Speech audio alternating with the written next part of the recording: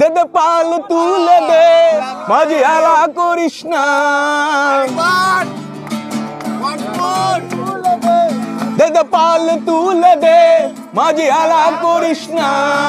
পাল তুলে দে, মাঝি হেলা করিস না। ছেড়ে দে নৌকায় আমি যাব মদিনা, একবার ছেড়ে দে নৌকায় আমি যাব মদিনা, একবার ছেড়ে দে নৌকায় আমি যাব মদিনা।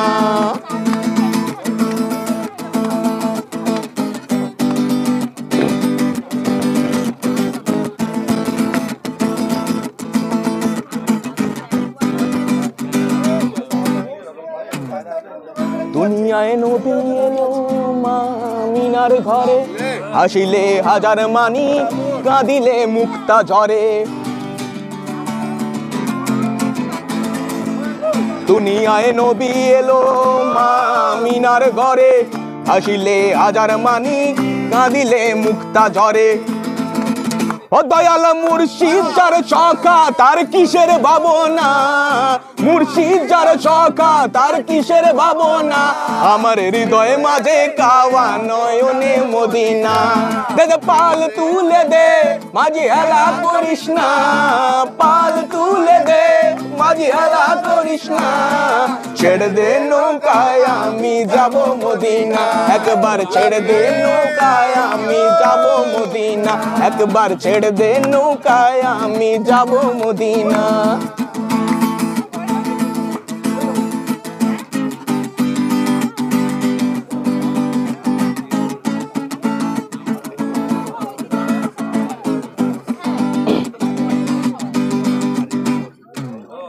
নূরের রোশনীতে দুনিয়া গেছে ভরে, সে নূরের বাতি জ্বলে মদিনার ঘরে ঘরে। ও নূরের রোশনীতে দুনিয়া গেছে ভরে, সে নূরের বাতি জ্বলে মদিনার ঘরে ঘরে। ও দয়াল মুর্শিদ যার সখা তার কিসের ভাবনা, মুর্শিদ যার সখা তার কিসের ভাবনা। আমার হৃদয় মাঝে কাওয়া নয়নে মদিনা, হৃদয় মাঝে কাওয়া নয়নে মদিনা। দে দে পাল তুলে দে, মাঝি হেলা করিস না।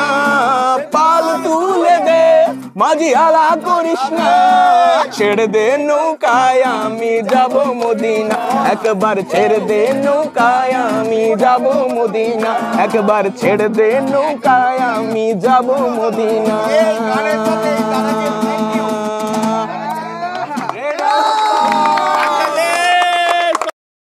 জলের মাঝে এক টুকরো দ্বীপ, আর তার সাথে এত আলো, এত গান, এত নাচ, বনফায়ার, এত সুন্দর সাজানো গোছানো পরিবেশ, আর সেই সাথে টেন্ট।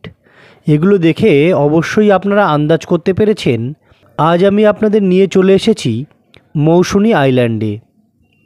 তো চলুন গল্পটা শুরুর থেকে শুরু করা যাক।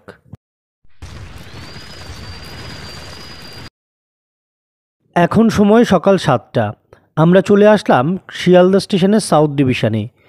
এখান থেকে আমরা ধরব 7:14 শিয়ালদা লক্ষ্মীকান্তপুর লোকাল, যেটা পরে নামখানা হয়ে যাবে।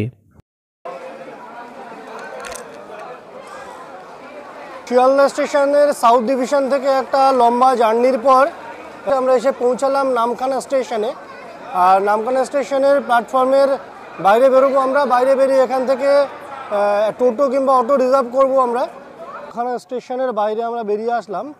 নামখানা স্টেশনের বাইরে বেরিয়ে আসার পর এখানে প্রচুর টোটো দাঁড়িয়ে আছে, যে টোটোগুলো মৌসুনী আইল্যান্ড যাওয়ার জন্য যে ঘাট পাতিবনিয়ার ঘাট, তো সে পাতিবনিয়ার ঘাট পর্যন্ত যায়। এখান থেকে টোটোয় বলছে সময় লাগে 50 মিনিট। তো আমরা দেখি একটু সময় বাঁচানোর চিন্তাভাবনায় আছি। মেন রোড থেকে অটো ছাড়ে, তো আমরা সেই অটো স্ট্যান্ডে যাচ্ছি, গিয়ে দেখি অটোয় গেলে কি সুবিধা হয়, একটু সময় যদি বাঁচে। তো আমরা যেটা সন্ধানে আসছিলাম সেটা কিন্তু পেয়ে গেছি। সময় বাঁচানোর চক্করে আমরা ওখান থেকে হেঁটে কিন্তু মেন রোডে আসি। কিন্তু মেন রোডে এসে যেটা বুঝলাম যে এখানেও কিন্তু অটো এবং টোটো অ্যাভেলেবেল আছে। আর সবথেকে বড় কথা হচ্ছে মেন রোড থেকে কিন্তু ভাড়া নেয় 40 টাকা করে। কারণ আপনাদের যে স্টেশন থেকে যে টোটোগুলো তারা কিন্তু 60 টাকা করে ভাড়া চাইছিল। ওখানে নেবে আপনারা স্টেশনের বাইরে বেরিয়ে প্যানিক করবেন না, প্রচুর টোটো দাঁড়িয়ে থাকে দেখেও। জাস্ট 50 থেকে 100 মিটার মতো হেঁটে আসলেই যে মেন রোড পাবেন, এবং মেন রোডের ওপরে কিন্তু অটো টোটো অ্যাভেলেবেল পেয়ে যাবেন। আর এখান থেকে যদি অটোয় যান তাহলে সময়টা একটু কম লাগবে, টোটোয় গেলে অবভিয়াসলি বেশি লাগবে। তো আমরা এই যে পেছনের যে অটোটা আছে এই অটোটা নিয়ে নিয়েছি, যেহেতু আমরা 6 জন আছি, সঙ্গে বাচ্চাও আছে, সেই জন্য পুরো অটোটাই আমরা নিয়ে নিয়েছি। তো এই অটো নিয়ে এবার আমরা এগোচ্ছি। গাড়ির চাকা কিছুটা এগোতেই আমরা এসে পড়লাম হাতানিয়া দোয়ানিয়া ব্রিজে। এই ব্রিজটি বকখালিকে নামখানার সঙ্গে কানেক্ট করেছে। আর এই ব্রিজের ঠিক ডান দিকে তাকালেই দেখতে পাওয়া যাবে গঙ্গাসাগর। এখানে গঙ্গাসাগর মেলার সময় প্রচুর শরণার্থীর সমাগম ঘটে। আমরা এসে পৌঁছালাম হুজ্জুতির ঘাটে। প্রথমে আমরা ঠিক করেছিলাম পাতিবুনিয়ার ঘাটে যাব, কিন্তু জানতে পারলাম পাতিবুনিয়ার ঘাটে যাওয়ার রাস্তা প্রচণ্ড খারাপ, তাই আমাদের ডিসিশন পরিবর্তন করে এসে পৌঁছালাম হুজ্জুতির ঘাটে। এই হুজ্জুতির ঘাট থেকে এই নৌকা পার হয়ে যেতে হবে মৌসুনি আইল্যান্ডে। এখানে দেখলাম নৌকা পারাপারের সিস্টেমটি বেশ ভালো। বোটে ওঠার সঙ্গে সঙ্গে সকলকে বসিয়ে দেওয়া হলো। যদিও নদী খুব একটা বড় নয়, কিন্তু এটা দেখে ভালো লাগলো প্রশাসনের তীক্ষ্ণ নজর রয়েছে। আমরা হুজ্জুতির ঘাট পার করে মৌসুনি আইল্যান্ডে এসে পৌঁছালাম। এখান থেকে আমাদের যে রিসর্ট, সেই রিসর্টে যাব আমরা। তো তার জন্য এখান থেকে টোটো রিজার্ভ করতে হবে, টোটো করে আমরা যাব। তো দেখি টোটোর পাশে যাই, টোটো কত ভাড়া বলছে দেখি। এখানে দেখুন সারিবদ্ধভাবে টোটোগুলো দাঁড়িয়ে আছে। তো আমরা টোটোয় উঠে গেছি, যে হুজ্জুতির ঘাট থেকে পার হয়ে যেখান থেকে আমরা টোটো ধরবো, এখান থেকে আপনারা যে রিসোর্টেই যান না কেন 35 টাকা করে পার হেড ভাড়া পড়বে। আমরা ছোটোখাটো একটা জার্নির পর অবশেষে এসে পৌঁছালাম আমাদের আজকের গন্তব্য। দেখতেই পাচ্ছেন বালুচরি বেস ক্যাম্পের সামনে। আর এবার বালুচরি বেস ক্যাম্পের ভিতরে আমরা প্রবেশ করব।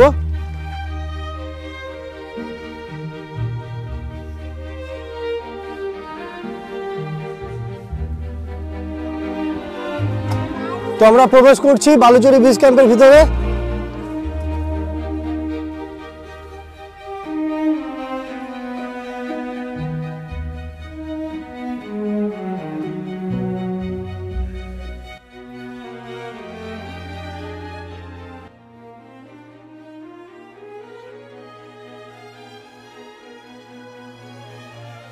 আকাশ বিশ্বাস এক্ষুনি ফোন করেছিল। সময় হয়ে গেছে 12টা 20। আমরা এসে পৌঁছালাম আমাদের বুকিং করে রাখা বালুচরি বিচ ক্যাম্পে। তো চলুন ভিতরটা একটু দেখে নেওয়া যাক। তো ক্যাম্পের ভিতরের ভিউটা দেখাই। খুব সুন্দর সাজানো গোছানো একটা গ্রাম্য পরিবেশ, এবং এর ভিতরটা খুব সুন্দর করে সাজানো গোছানো আছে। অলরেডি দেখুন এই আমাদের বাচ্চা পার্টি সব কিন্তু বসে গেছে, সবাই দোল খাচ্ছে। দেখুন আসিয়ানা এখানে দোল খাচ্ছে নিজের মনে।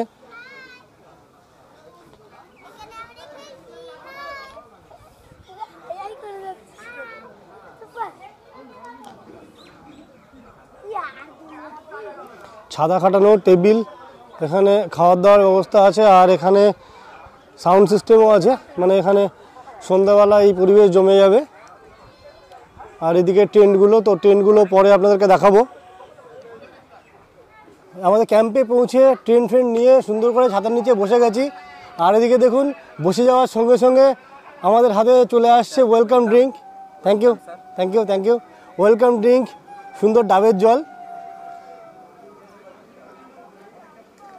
আমরা আমাদের ক্যাম্পে প্রবেশ করে আমাদের ক্যাম্পের সবথেকে যে আকর্ষণীয় জায়গা সেখানে আমি চলে আসলাম। এই দেখুন এখানটা বসার জায়গা করা আছে একদম পুরো সমুদ্রের জলের পাশাপাশি। তো এখান থেকে ফ্রন্ট ক্যামেরায় আমি আমাদের ক্যাম্পটার সম্পূর্ণ ভিউ একবার দিয়ে দেওয়ার চেষ্টা করছি। এই হচ্ছে আমাদের ক্যাম্প, যার একদম যে নিচের রো, সেই নিচের রো মানে জলের পাশের যে রো সেটাতেই আমরা আছি। এখান থেকে দারুণ একটা জলের ভিউ আসছে, এই দেখুন। আর এর কিন্তু একটা মিডিল রো আছে, এই যে হচ্ছে মিডিল রো, আর এইটা হচ্ছে আপার রো। তো এই তিনটে রোয় মানে 3 ধাপে স্টেপ বাই স্টেপ 3টে স্টেপে এখানে টেন্টগুলো করা আছে। আর এর পাশেও দেখুন বেশ কিছু ক্যাম্প আছে। আর যে জায়গাটা আমরা দাঁড়িয়ে আছি সেটা খুব সুন্দর একটা জায়গা, পুরো এখানে বসার জায়গা করা আছে। এই দেখুন ক্যাম্পের থেকে বেশ সাঁকো করে এই মাচাটা তৈরি করা, এই মাচার নিচে দিয়ে কিন্তু জল চলছে। তো আমরা পৌঁছে গেছি লাঞ্চ টেবিলে। আচ্ছা, পরিচয় করানো হয়নি, একবার পরিচয় করাই। এই হচ্ছে, এ তো এসবি আছে, আসিয়ানা আছে, এটা হচ্ছে আমাদের ছোট পুচকি, আর এটা বড় পুচকি, তাই তো? এটা বড় পুচকি, আর এটা হচ্ছে পুতুল, আর এটা হচ্ছে তানিশা, আর এ পূজা। আর খাবারটা দেখিয়ে দিই একবার। আমাদের ভাত দিয়েছে, সঙ্গে একটা ফুলকপির তরকারি, আলু ভাজা, পেঁয়াজ, লঙ্কা, ডাল, আর সেই সাথে চলে এসছে চিংড়ির সুন্দর মালাইকারি। বড় বড় চিংড়ি আছে। এটা কি বাগদা না গলদা দাদা? গলদা, গলদা চিংড়ির মালাইকারি।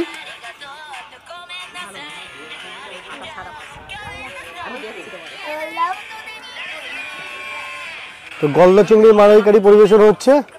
একবার সাইজটা দেখুন গলদা চিংড়ির।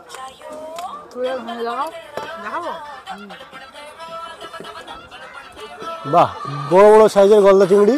চলে এসছে আমাদের নেক্সট আইটেম, যে পমফ্লেট। বড় বড় সাইজের পমফ্লেট, পমফ্লেট সবার টেবিলে দেওয়া হচ্ছে। এই মৌসুমী আইল্যান্ডের সমস্ত রিসর্টে থাকা এবং 3 বেলার খাওয়া সব কিছু কিন্তু একটা প্যাকেজের মধ্যে থাকে। আর সেই সাথে থাকে সন্ধ্যাবেলার চা এবং স্ন্যাক্স। এগুলো মিলে আমাদের পার হেড 1000 টাকা করে লেগেছিল। দুপুরের আহার সেরে সমুদ্র কিনারায় তাঁবুতে বসে সাক্ষী হলাম এক অপরূপ সুন্দর সূর্যাস্তের। সন্ধ্যা নামার সঙ্গে সঙ্গে এখানকার পরিবেশটাই যেন পাল্টে গেল। চারিদিক সেজে উঠেছে মায়াবী আলোতে। তাঁবুর পাশে আছড়ে পড়া সমুদ্রের জলের শব্দ আর রঙিন আলোর ঝলকানি সন্ধ্যের পরিবেশটাকে যেন অন্য মাত্রা যোগ করেছিল। আর সেই সঙ্গে আগুনে সেঁকা হচ্ছে বারবিকিউ চিকেন, যার গন্ধ পুরো ক্যাম্পটা যেন মোমো করছিল। তবে এই বারবিকিউ চিকেন যদি আপনারা নিতে চান তাহলে দুপুরে লাঞ্চের সময় কিন্তু বলে রাখতে হবে, এর আলাদা চার্জ লাগে। আর বেশি কথা বলবো না, এবার চলুন একটু গান বাজনার পরিবেশটা আপনাদেরকে দেখিয়ে দেই।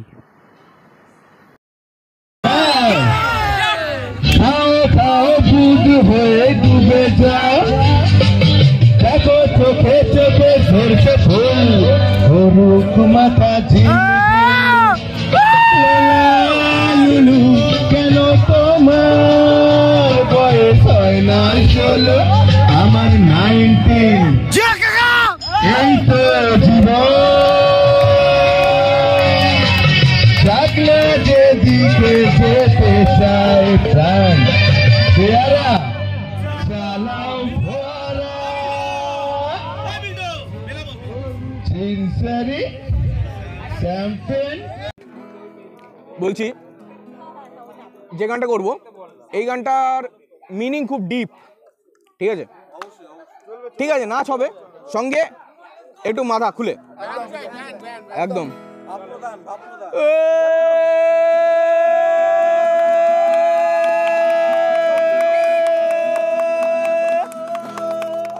রে মানুষ মরলে পরে বিচার হবে কার? রে মানুষ মরলে পরে বিচার হবে কার? আমি বুঝলাম না ব্যাপার, কে বলে মানুষ মরে? আমি বুঝলাম না ব্যাপার, কে বলে মানুষ মরে? রে মানুষ মরলে পরে বিচার হবে কার? রে মানুষ মরলে পরে বিচার হবে কার? আমি বুঝলাম না ব্যাপার, কে বলে মানুষ মরে? আমি বুঝলাম না ব্যাপার, কে বলে মানুষ মরে।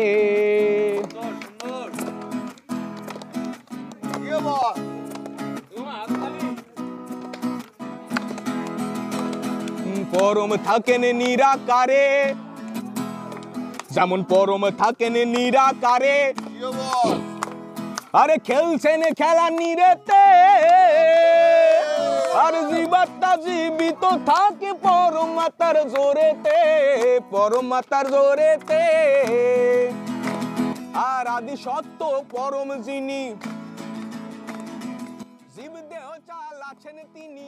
উইকেন্ডে তাঁবুতে রাত্রিবাস করে একটা দিন কাটানোর জন্যেই সত্যিই সুন্দর এখানকার পরিবেশ।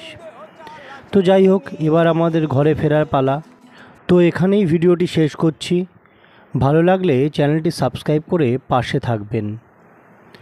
Leave for dream, live with dream. ধন্যবাদ।